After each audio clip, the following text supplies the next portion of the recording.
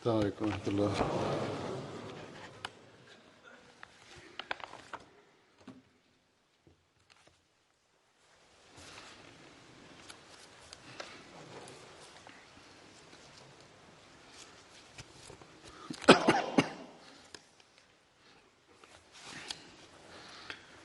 أشهد أن لا إله إلا الله وحده لا شريك له وأشهد أن محمدا عبده ورسوله أما بعد فأعوذ بالله من الشيطان الرجيم بسم الله الرحمن الرحيم الحمد لله رب العالمين الرحمن الرحيم مالك يوم الدين إياك نعبد وإياك نستعين اهدنا الصراط المستقيم صراط الذين أنعمت عليهم غير المغضوب عليهم ولا الضالين. Bismillahirrahmanirrahim. Hazur kaže, u prošloj hudbi sam govorio o Hazreti Muhammedu bin Maslima i ostalo je još nekih događaja u vezi njega, tako da ću da ih spomenem. Što se tiče događaja kad su ubili Kaba, spomenuto u prošloj hudbi, rečeno je da Muhammed bin Maslima, njegova taktika na koju je on koristio da izvede Kaba iz njegove kuće, to se ne podrazumijeva da je on lagao. Također spomenuli smo prema jednom hadisu da je u redu da osoba u 3 slučaja da može da slaže. To je prema jednom hadisu i prema nekim učenjacima, ali Hazur kaže kako god, ovo je totalno pogrešno mišljenje ili je pogrešno protumačen taj hadis. Ja sam naveo iz knjige Sirat Hatamun Nebijin objašnjenje u vezi ovoga. Također možemo da nađemo u Nurul Kur'an, knjiga koju je napisao obećani Mesija alejhi selam, objašnjenje. On je tu napisao objašnjenje dok je odgovarao jednom kršćaninu koji ga je optuživao. Sad ću da navedem neke dijelove iz ovog odgovora i gdje možemo da vidimo da Islam totalno zabranjuje da se laže. Obećani Mesija piše da neki misle da da Islam dozvoljava na 3 načina da možemo koristiti sa lažima. Kako god, časni Kur'an nam samo daje odobrenje nekad da možemo da sakrijemo svoju vjeru. A kao ovi kršćani su govorili da njihovi Gospels, dijelovi u Bibliji, nikada to nisu dozvolili da sakrijete svoju vjeru. Obećani Mesija alejhi selam kaže, Kur'an previše daje i skreće nam pažnju na to da ne smijemo da lažemo i toliko puta to nam skreće pažnju u časnom Koranu da ni 100. dio ovoga ne možemo naći u Bibliji i drugim vjerskim knjigama. Časni Kur'an, obećan Mesija dalje govori da je slagati nekoga isto kao da postanete idolopoklonik. Kao što časni Kur'an govori, odbacite sve idole i također odbacite svaki neistiniti govor. Dalje u časnom Kur'anu stoji: ovi koji vjerujete, budite vrlo strogi u davanju pravde i svjedočite iskreno, pa makar to bilo protiv sebe ili protiv svojih roditelja i djece. Dok je odgovarao ovoj osobi koja je iznijela ove laži, obećani Mesija a.s.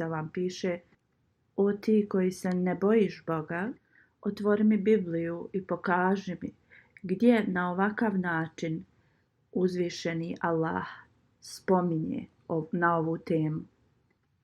I obraćajući se tom kršćanu koji se zvao Fatih Masih, obećani Mesija, dalje piše, on se obraća njemu i kaže: ti si napisao da je časni poslanik sallallahu alejhi ve sellem napisao da je u redu da se koristi laž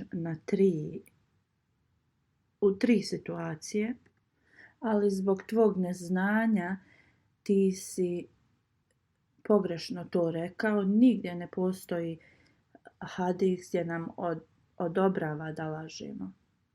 Riječi u hadisu, prijevod jest: nemojte da se odvajate od istine iako ćete da budete mrtvi, jer ćete biti stavljeni na vatru radi toga. Časni Kur'an nam govori da osoba nikada ne smije da napusti ispravnost i pravdu, pa čak i ako moramo da izgubimo svoj život radi govorenja istine. I također to nalazimo u hadisu da osoba mora da govori istinu iako će da bude ubijen ili zbog laži će da bude kažnjen vatrom.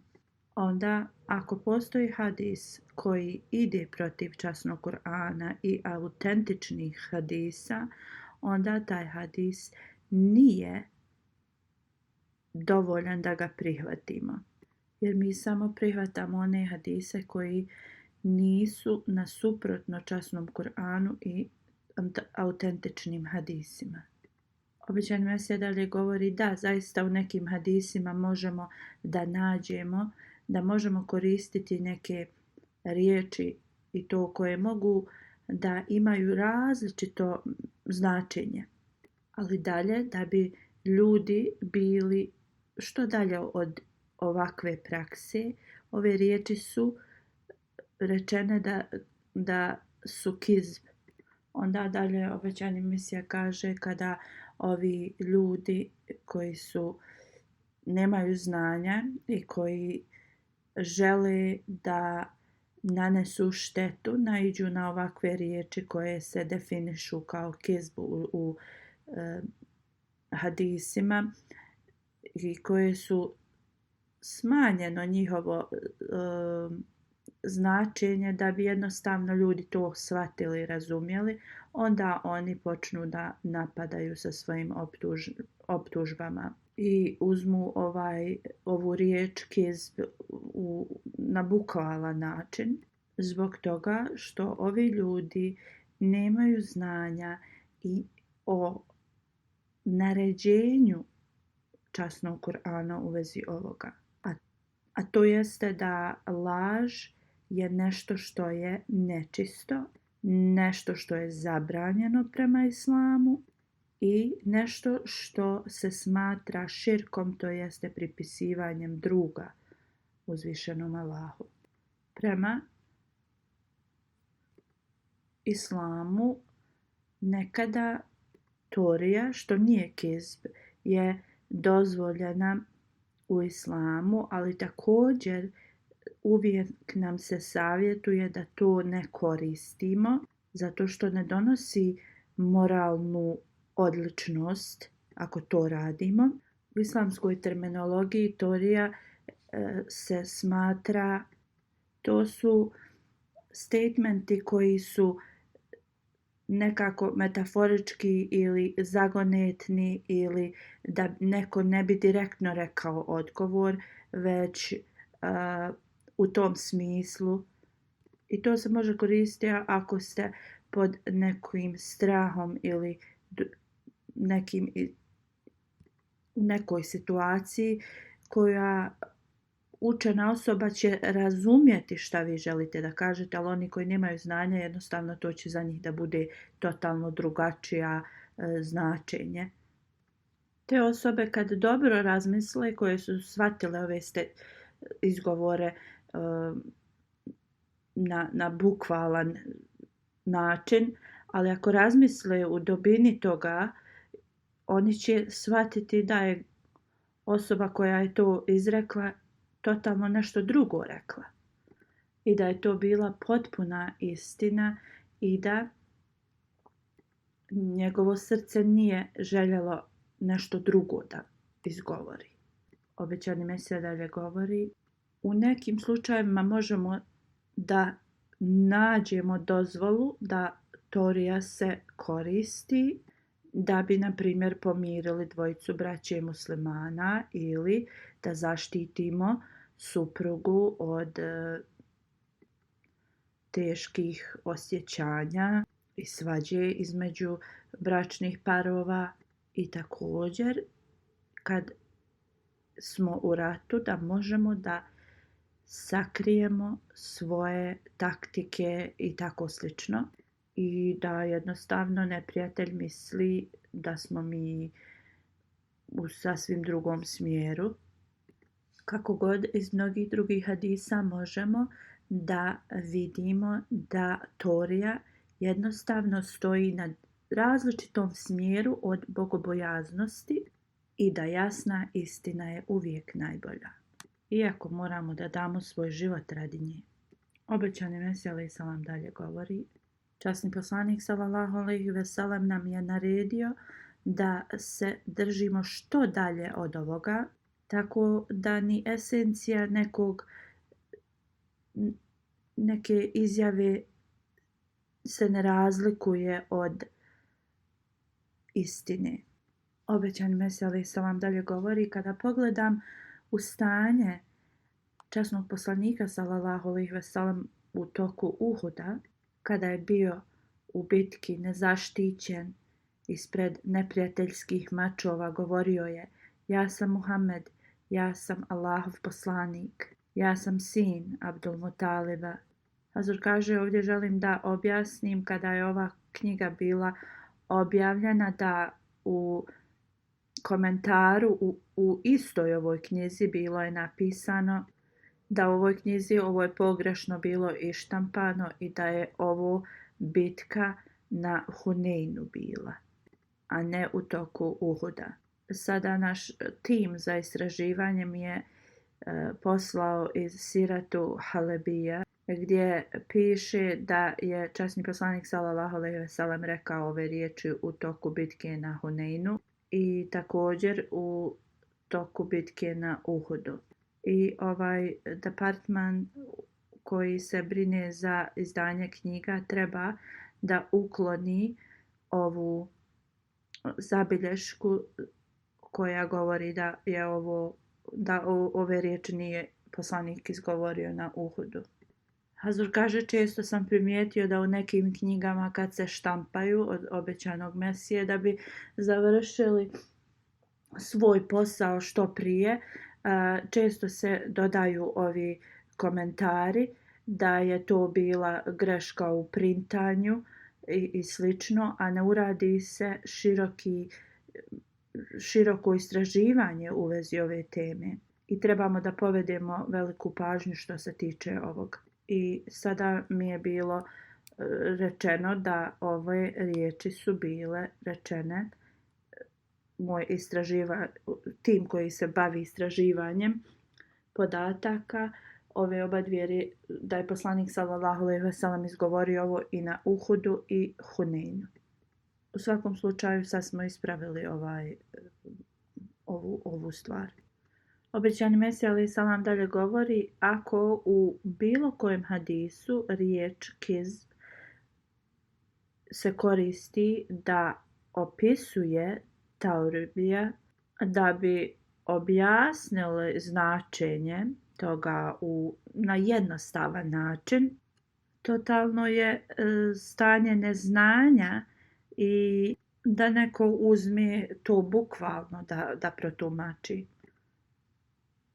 Časni Kur'an i autentični hadisi su jasno odbacili riječ kizb da je dozvoljena, znači laganje da je dozvoljeno.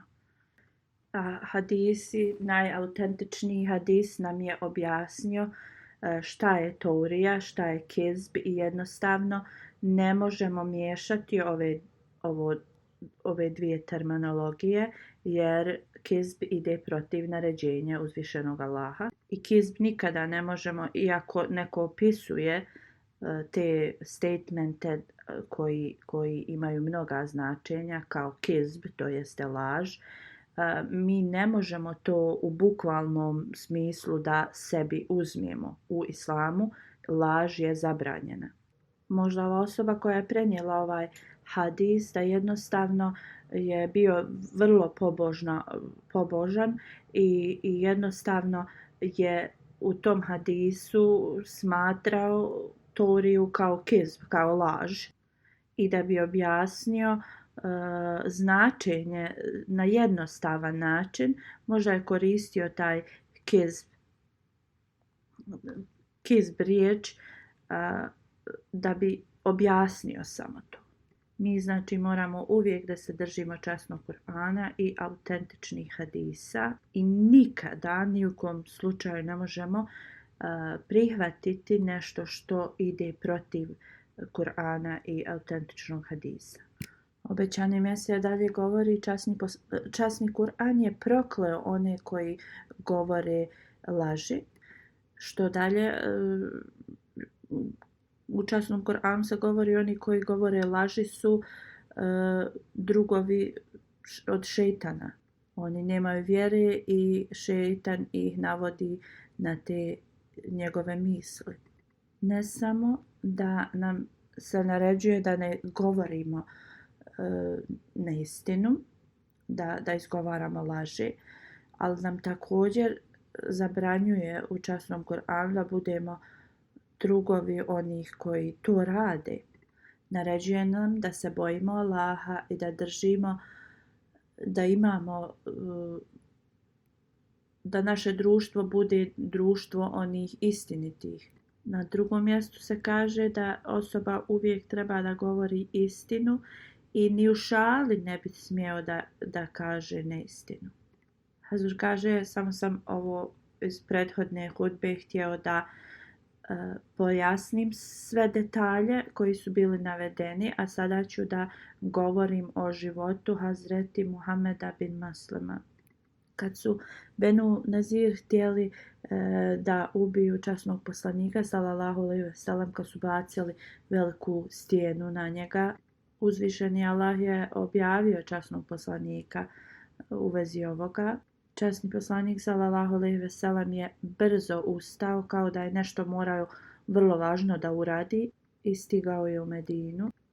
Malo kasnije, poslije poslanika, ashabi su stigli u Medinu. Kad su stigli u Medinu, saznali su da je poslanik sallallahu alejhi ve sellem pozvao Muhameda bin Maslima. Hazreti Ebu Bekr radijallahu anhu je rekao: o Allahu poslaniče sallallahu alejhi ve sellem, otišao si brzo, nismo ni primijetili da si otišao. Poslanik sallallahu alejhi ve sellem je rekao: Jevreji su htjeli da me prevare, ali Allah me je informisao. Uzvišeni Allah je objavio sljedeći ajet: ovi koji vjerujete, zapamtite Allahovu milost koju vam je dao kada su ljudi širili njihove ruke protiv vas, ali on je držao njihove ruke protiv vas. I bojte se Allaha i vjernici trebaju da se oslanjaju na njega. U svakom slučaju, poslanik sallallahu alejhi ve sellem je poslao Muhammed bin Maslima kod Jevreja i ovako se ovaj hadis prenosi.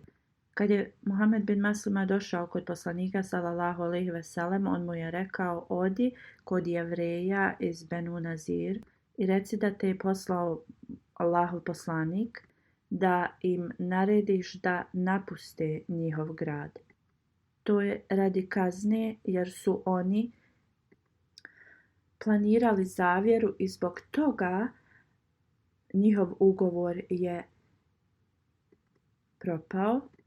Muhammed bin Maslima radijallahu anhu otišao je kod Jevreja i rekao: "Poslao mu je Allahov poslanik s porukom: Kako god, neću vam je reći dok vam ja ne kažem nešto što vi često na svojim skupovima raspravljate." Jevreji su pitali: "A šta je to?" Muhammed bin Maslima je rekao: "Kunem se te vratom koji je Allah poslao Musa a.s.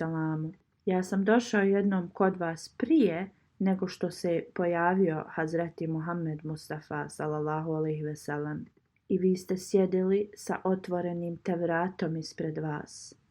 U toku tog skupa rekli ste mi: O Ibni Muslima, ako želiš da jedeš nešto, daćemo ti hranu. Ako želiš da postaneš Jevrej, mi možemo da te učinimo Jevrejem. Tada sam tražio od vas da mi date hranu. Tako mi Boga nikada ne bi postao Jevrej. Onda ste mi dali hranu i rekli ste: nikada nećeš postati Jevrej jer je ovo sudbina jevrejskog naroda."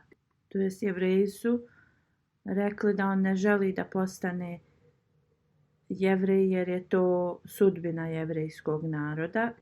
Ti želiš Hanefijat o kojem si čuo, kako god Ebu Amir Rafi nije jedini kojem ovo predskazanje pripada.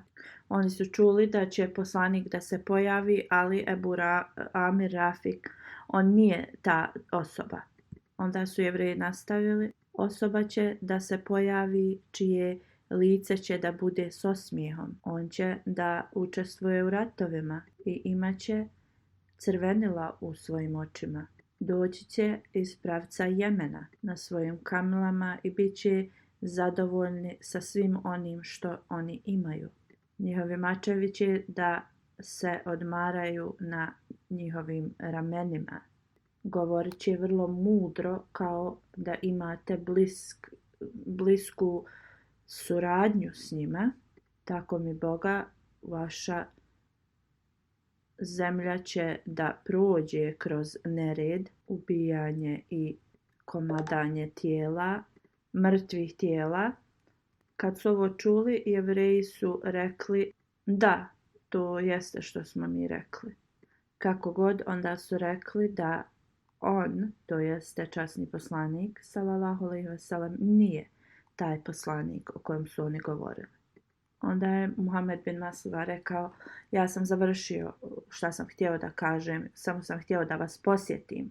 Onda im je rekao poruku časnog poslanika sallallahu alejhi ve sellem.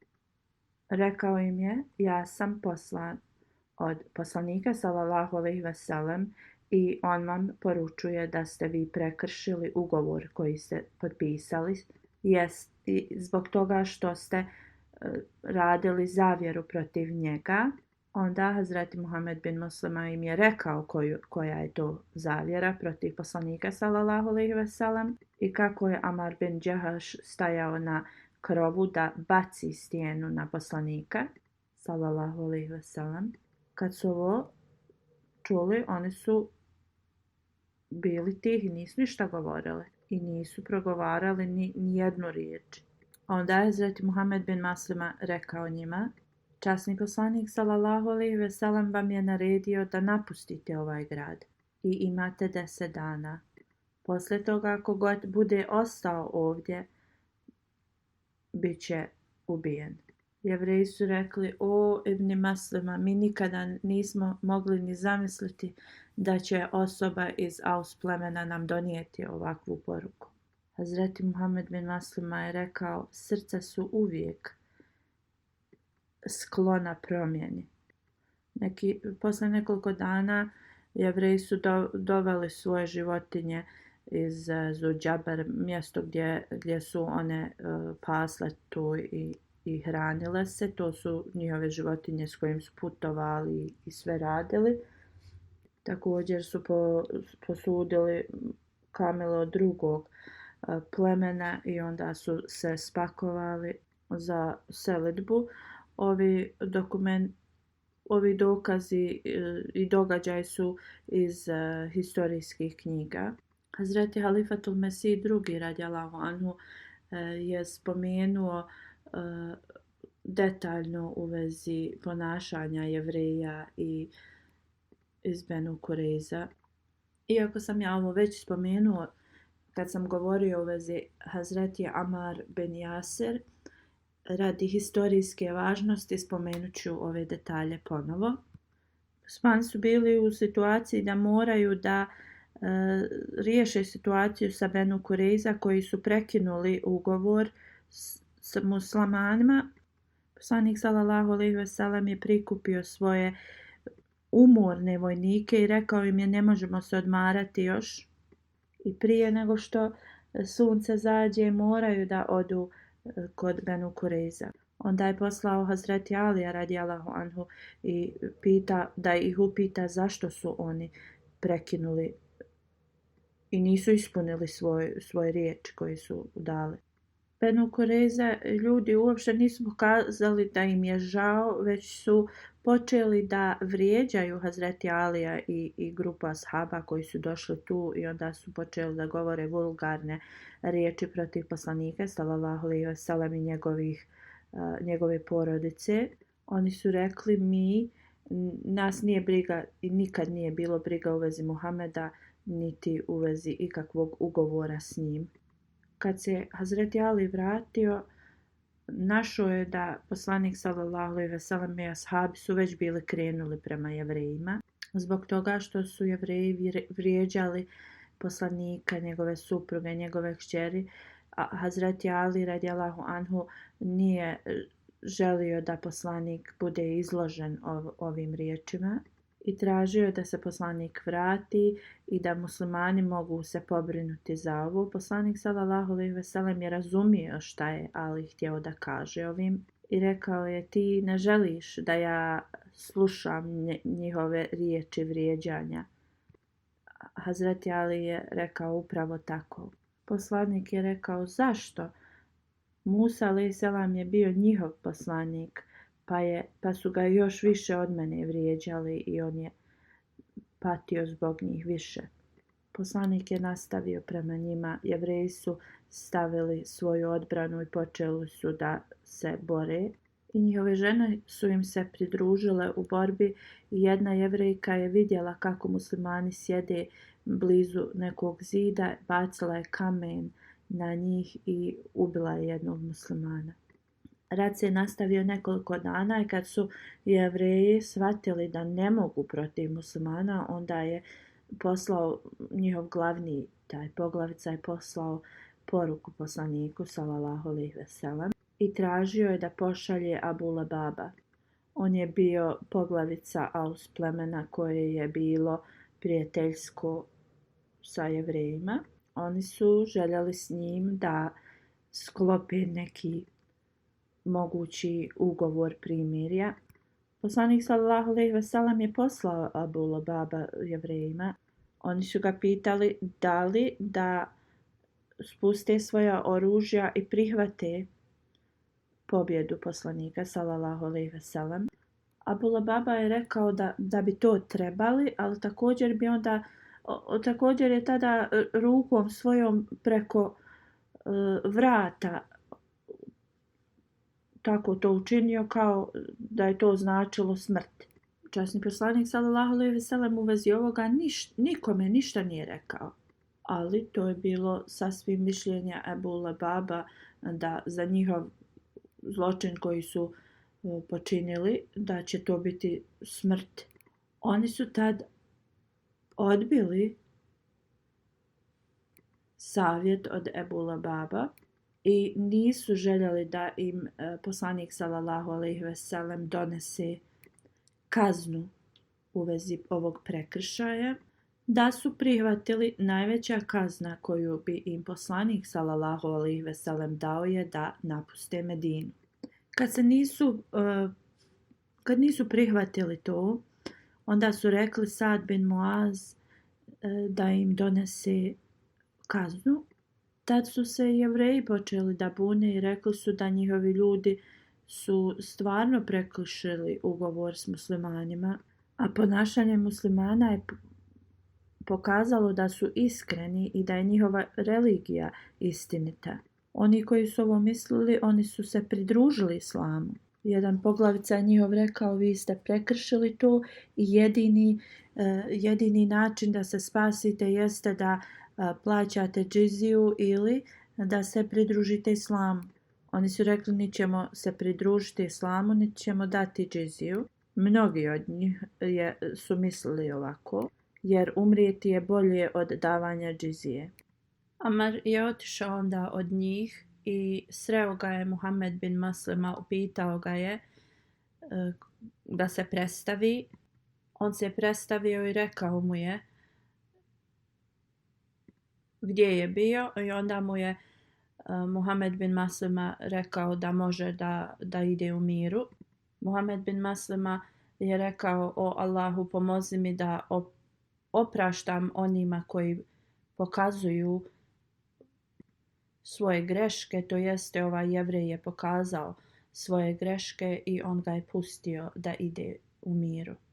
Kad je poslanik sallallahu alejhi ve sellem saznao šta je Muhammed bin Maslima uradio sa ovim Jevrejem, pustio ga, poslanik sallallahu alejhi ve sellem je pohvalio ovo djelo. Hazreti Muhammed bin Maslima je također bio u grupi koja je otišla da ubije Jevreja Ebu Rafija. Iako ga je neko drugi ubio, Hazreti Muhammed bin Maslima je bio u toj delegaciji. Hazreti Mirza Bashir Ahmed objašnjava ovaj događaj u svojoj knjizi. Borba Ashab se dogodila radi spletki jevrejskog naroda protiv muslimana u 5. posle hidžre. Hunej bin Ahtab je bio pogubljen, on je bio poglavica i još neki iz Benu Kureza plemena. Salam bin Abul Hukej, čija je titula bila Ebu Rafi, on je nastavio sa ovim spletkama u tom mjestu gdje je Hajber, gdje se nalazi, radi Ebu Kureza i radi ovih stvari koje se odvile prije. On je postao još gori neprijatelj. On je bio veliki trgovac, bogat i sva plemena koja su bila u blizini, on ih je nagovarao što više neprijateljstva da imaju protiv muslimana i ulagao je svoja sredstva u to. Što se tiče neprijateljstva prema poslaniku sallallahu alejhi ve sellem, on je bio sličan kao Kab bin Ashraf. Također njegove su planovi bili i u mjesecu Šabanu da oni se bore i Hazreti Ali je bio on je predvodio muslimansku armiju tad. Kako god ni tomu nije bilo dovoljno i on je bio žedan muslimanske krvi i poslanik sallallahu alejhi ve sellem mu je bio trn u oku. I slično kao u borbi Ashab, on je počeo da prikuplja ta plemena i formira veliku armiju protiv muslimana. Kad su ovo saznali, nekoliko ensarija su otišli poslaniku sallallahu alejhi ve sellem i rekli da bi se ovo zaustavilo, moramo da eliminišemo onoga koji ovo planira. Poslanik sallallahu alejhi ve sellem im je dao dozvolu da to urade tako da bi zaustavio krvoproliće u ogromnoj količini. Poslao je 4 ashaba iz Hazrić plemena. Abdullah bin Atik im je bio vođa. Kad je poslao, rekao im je slučajno da ne bi ubili ni dijete, ni bilo koju ženu. I oni su krenuli u mjesecu Ramazanu u 6. hidžretskoj i bili su uspješni u ovoj misiji i tako da su zaustavili ogromni rat. U Buhariju se prenosi Bara bin Azib da je poslanik sallallahu alejhi ve sellem poslao svoje ashabe da ubiju Abu Rafija. Abdullah bin Atik je bio njihov vođa. Tu se spominje sva loša djela i spletke Ebu Rafija prema muslimanima i poslaniku sallallahu alejhi ve sellem. Kada je Abdullah bin Atik prišao blizu mjesta gdje je boravio Ebu Rafi, on je otišao sam, ostavljajući svoje ashabe iza. Pokrio se svojim mantilom i čučnuo je isto kao kada vrši nuždu. Kada je stražar ugledao ga, rekao mu je: ti ako hoćeš uđi jer ja sad zatvaram kapiju.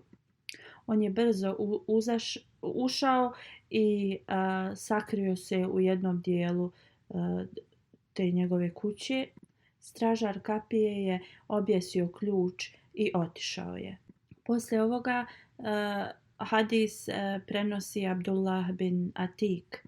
On kaže: prvo sam otključao kapiju jer ako mi bude potrebno da brzo pobjegnem da je otključana. U to vrijeme Ebu Rafik je bio u svojoj sobi, mnogi ljudi su tu sjedili i razgovarali su. On kaže: kad su se ljudi razišli, ja sam otišao uz stepenice u kuću njegovu. On kaže: ja sam bio oprezan i kad bi god otvorio vrata, zatvorio bi ih za sobom.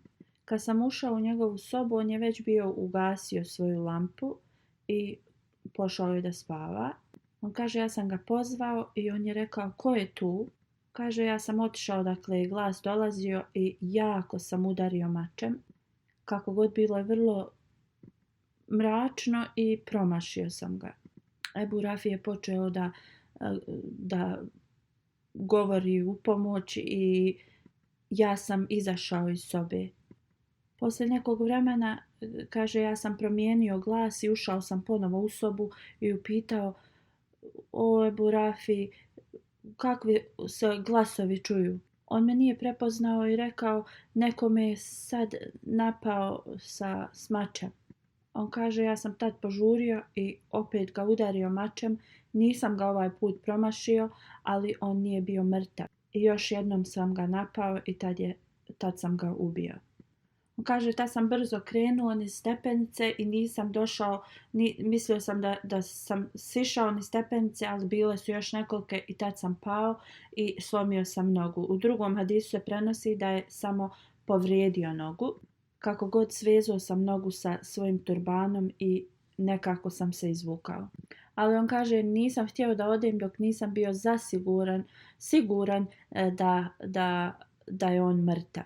I on kaže: izjutra neko je rekao Ebu Rafi, trgovac je mrtav. On kaže: tad sam ustao i polahko, ali sam stigao do svojih drugova. On kaže: došli smo u Medinu i rekli smo poslaniku sallallahu alejhi ve sellem šta se je desilo. Tad je poslanik rekao: ispruži svoju nogu i počeo je svojim blagoslovljenim rukama da je masira i molio se i kaže: osjetio sam kao da me nikad u životu nije bolila noga. U drugom hadisu se prenosi kad je Abdullah bin Atik počeo da napada Ebu Rafija, njegova žena je počela da vrišti i da je on bio zabrinut da drugi mogu da čuju.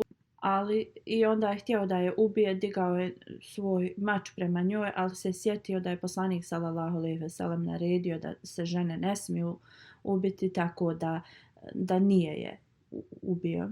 Dalje u Sirat Hatam Nabin Hazreti Mirza Bashir Ahmed kaže: mi ne trebamo više da objašnjavamo razloge zašto je ovaj čovjek bio ubijen. Slično objašnjenje je dato u vezi Kab bin Ašrafa i on je bio isti kao on. Hazur kaže: u tom vremenu kad se izgledalo da je cijela Arabija protiv muslimana, taj čovjek je još više povećavao to neprijateljstvo. I ne ulazim u sve detalje, ali ovo je samo mali detalj zbog čega je on bio pogubljen. U to vrijeme uopšte nije postojao sud ni neki organ koji bi donosio presude. Svako pleme je išlo prema svojim zakonima i zato nije bila druga opcija osim da se on pogubi. I u prošloj hudbi sam spomenuo da nije bilo tih zakonskih ustanova i to, ali svi znamo da je poslanik sallallahu alejhi ve sellem tu bio kao glavni vođa. I u ovakvoj situaciji što su god ashabi uradili bilo je ispravno. U toku hilafeta Hazreti Omera radijallahu anhu, Hazreti Muhammed Muslima je bio postavljen da prikuplja zekat od Džuhejna plemena. Kad god bi neko se žalio u vezi ovih koji prikupljaju zekat, halifa bi uvijek slao Hazreti Muhameda bin Maslima da izvidi. Hazreti Omer radijallahu anhu je imao potpuno povjerenje u Muhameda bin Maslima radijallahu anhu. I slao bi ga da on izviđa sve i prikuplja i također bi ga slao da riješi razne probleme.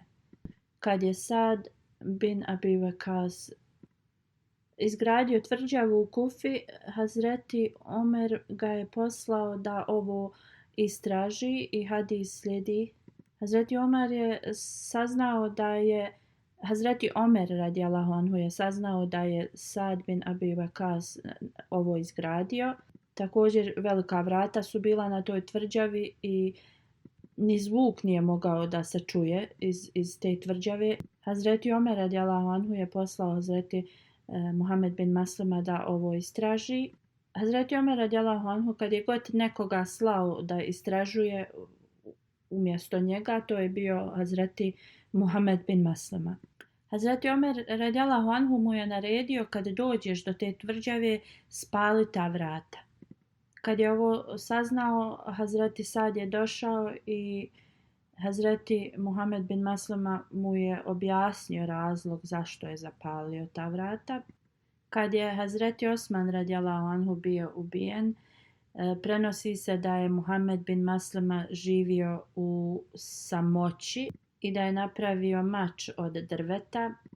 On bi govorio da mu je poslanik sallallahu alejhi ve sellem dao mač kao poklon i kaže, rekao mi je poslanik da se borim protiv idolopoklonika dok oni ne prestanu da se bore protiv nas. Onda mi je poslanik sallallahu alejhi ve sellem rekao, kad vidiš da muslimani ubijaju jedan drugog, popenji se na brdo i udari ga mačem. To jeste da taj mač se prelomi. Onda ostani u svojoj kući dok te ti koji rade loše i tebe ne napadnu ili dok te smrt ne zadesi.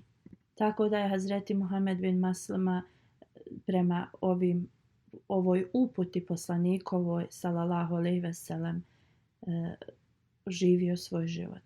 Niti je učestvovao u bitci Džemr, niti u bitci Safin.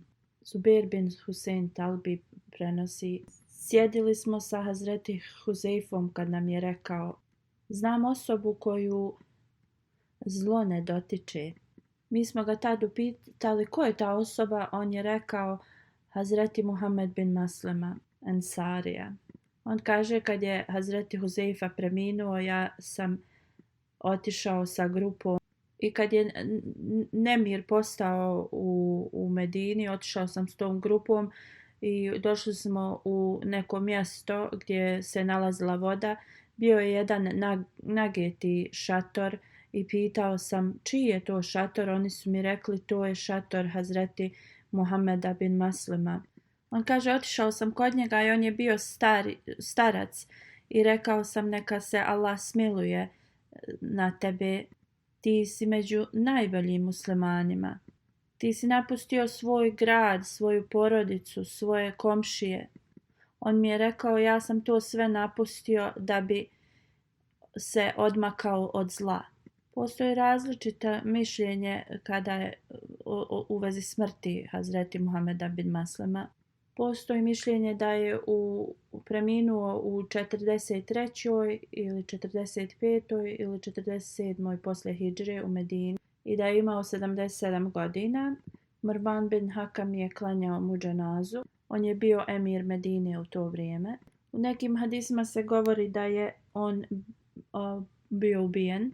Ovo je sve što ću da spomenem u vezi Muhameda bin Maslima. Poslije džume klanjat ću dženazu cijenjenom Taheđidin sahibu, sin od Sadrdin sahiba. Preminuo je 10. februara u 84. godini. Inna lillahi ve inna ilaihi rađiun. On je bio Musi. Rođen je u Ugandi. 1967. se doselio u Britaniju. 1984. kad smo kupili Islamabad, on je predstavio svoju službu Halifatul Mesih IV. I poslije toga 22 godine je služio u Islamabadu na najbolji način. Od prve džalse pa do zadnje džalse u Islamabadu on je znači radio i davao sve od sebe da što bolje dočeka gosta obećanog Mesija alejhi selama. Znao je da radi razne poslove od vodoinstalacije do struje i svih ostalih i to je radio na najbolji način. Bio je vrlo regularan da klanja i da posti, predani musliman, pobožan, dobrog karaktera i ponašanja. Uvijek je bio u najboljem raspoloženju. Imao je veliku i predanu vezu s hilafetom. Njegov unuk koji je misionar i trenutno radi u MTA piše. On kaže, mnogi ljudi koji su živjeli u Islamabadu bi rekli da je moj djed bio vrlo istrajan i predan radnik, ali moj djed je govorio kad su tek došli u Islamabad da tu nije bilo ni struje ni vode i bio je težak posao, ali je uvijek bio zadovoljan da je mogao to da uradi za džemat. Neki kvaliteti koji su vrijedni spomena je da je uvijek bio redovan u namazima, da bi uvijek bio gostoprimljiv, da je uvijek izvršavao sve u određeno vrijeme. Hazur kaže, mnogi su pisali meni i spomenuli njegove sve dobre kvalitete. Međid Sajkoti sahib je pisao, on je sam ovdje napravio svoju radionicu i bio je ekspert u vezi mašina. On je imao dobre veze sa kompanijama i preduzećima u blizini i ove barake je on osposobio da se može živjeti u njima. Ove zgrade su bile vrlo stare, ali on je radio cijelu godinu, svaki dan da znači učini im da se može u njima živjeti. Uvijek je bio veseo i uvijek bi pitao da se ljudi mole za njega. Cijelo ovo vrijeme je živio u Islamabadu u maloj prostoriji i radio je non stop. Iako je njegova supruga i djeca živjeli u Londonu, on bi više boravio u Islamabadu i ponekad bi išao da ih obiđe. Neka mu uzvišeni Allah podari oprost i milost, a njegovoj porodici strpljenje i da nastave da rade dobra djela.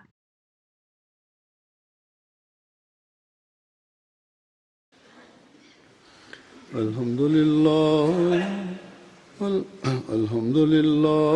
nahmaduhu wa nasta'inuhu wa nastaghfiruhu wa nu'minu bihi wa natawakkalu alayhi wa na'udhu billahi min shururi anfusina wa min sayyiati a'malina.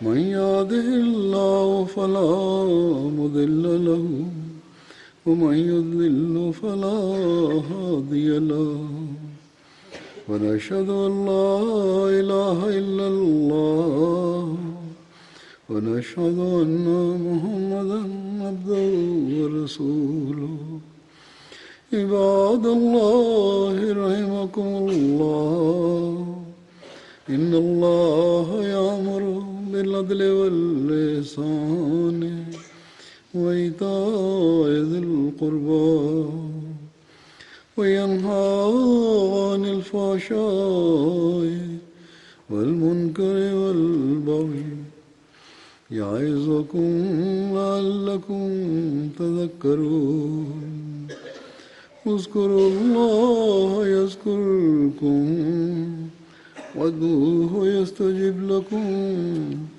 ولذكر الله أكبر.